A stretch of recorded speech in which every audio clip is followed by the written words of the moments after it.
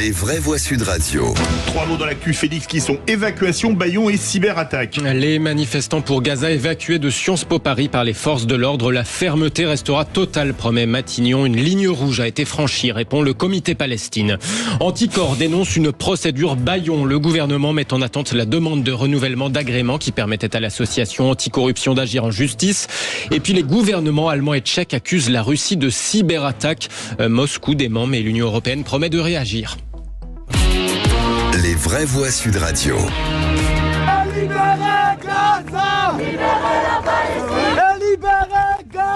Les instituts d'études politiques restent l'épicentre de la mobilisation pro-palestinienne en France. Une cinquantaine d'étudiants ont été évacués de Sciences Po Paris par les forces de l'ordre tout à l'heure. La fermeté restera totale, promet Matignon. Scandaleux, répond Hicham du comité Palestine. On regrette vraiment l'intervention de la police une nouvelle fois, plus d'une semaine après la première fois, chose qui a embrassé l'ensemble de la communauté professorale qui était profondément choquée de cette entrée de la police à Sciences Po, de l'entrée de la police dans une institution universitaire, à la Sorbonne aussi. Et encore une fois, une ligne rouge a été franchie. La revendication, elle est encore la même. La grève de la faim, elle continue. Il y a de plus en plus de gens qui la rejoignent et sur les campus de Paris et de région. Dans d'autres facs, il y a des gens qui vont commencer des grèves de la faim également. Et on n'arrêtera pas tant que des comités d'investigation ne soient pas faits pour que les partenariats universitaires avec l'État d'Israël, les universités israéliennes, ne soient pas coupés puisqu'ils participent activement à un risque de génocide et à des violations de droits humains. Et encore une fois, c'est pas couper des partenariats avec un passeport ou avec un pays, c'est avec des institutions qui sont complices et on refuse. Des propos recueillis par Fabien Dallot et Agnès Coudurier de l'agence France Presse. De son côté, le Hamas dit étudier, je cite, dans un esprit positif, la proposition de trêve, proposition israélienne associée à une libération d'otages. Non, je préfère, si vous le permettez, ne pas réagir parce que je commence à avoir une indignation qui risque de me faire parler trop longtemps. Ouais. Quand j'entends un Hicham, franchement, à quel titre, quelle est sa légitimité, quelle revendication, il y a de quoi devenir cinglé, hein. René Chiche. Non, mais en plus, le président de Sciences Po, là, c'est Jean Basser, a bien indiqué hier qu'il y aurait toujours des accords entre Sciences Po et les universités israéliennes. Donc il parle, ce Hicham, que je ne sais pas qui c'est le porte-parole des étudiants. Palestine, là, des étudiants mobilisés, oui. Il prend ses désirs pour des réalités, c'est tout. Joseph Touvenel. D'abord, je voudrais rappeler qu'il y a encore un otage.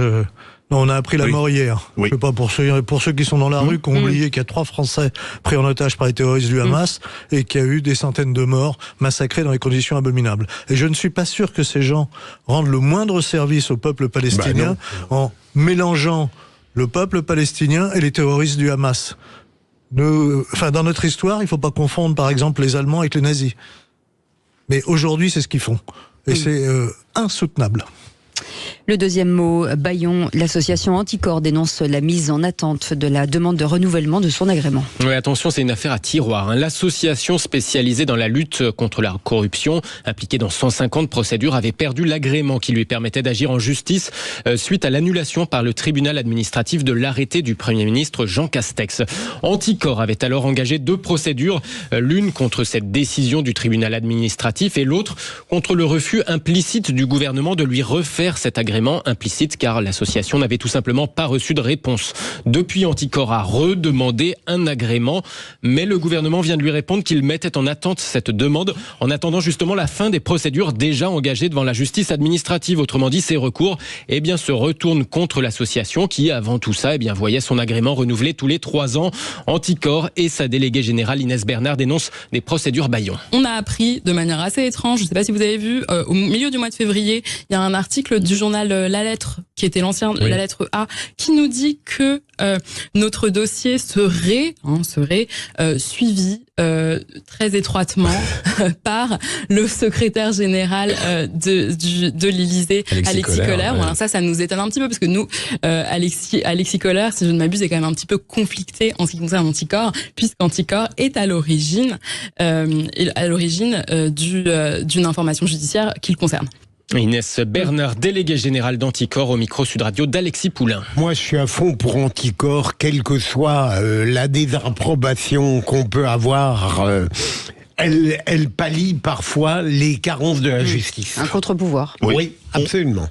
On passe au rolling IFOP fiducial des Européennes pour Sud Radio, Le Figaro et LCI. Alors les grands équilibres restent les mêmes. Le RN gagne un demi-point à 31,5. Renaissance deuxième à 16,5. Puis les socialistes 3 points derrière à 13,5. Un rolling à retrouver au complet sur sudradio.fr évidemment. Comme tous les jours, il est actualisé chaque jour à 17h. Et troisième mot, Berlin et Prague qui accusent Moscou de cyberattaque et promettent de réagir. Oui, les gouvernements allemands et tchèques accusent un groupe de hackers russes contrôlés par Moscou d'une récente campagne de cyberattaque dans leur pays. Un comportement malveillant auquel l'Union européenne promet une réponse ferme. La Russie, de son côté, dément être à l'origine de telles cyberattaques. En tout cas, elles auraient notamment ciblé l'année dernière les adresses e-mail de responsables du SPD, le parti social-démocrate du chancelier Scholz.